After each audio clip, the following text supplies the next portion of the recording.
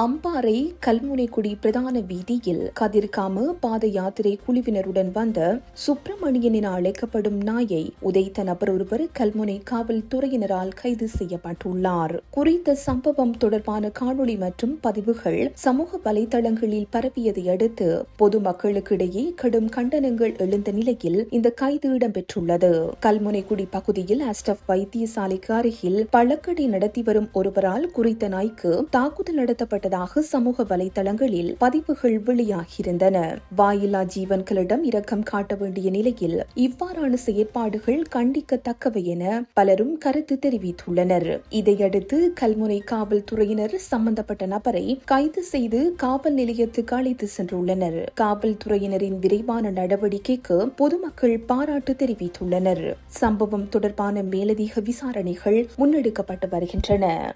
இந்த செய்தி உள்ளிட்ட மேலதிக விரிவான செய்திகளுக்கு www.behindmenews.org என்ற எமது இணைய பக்கத்தினை பார்வையிடவும்.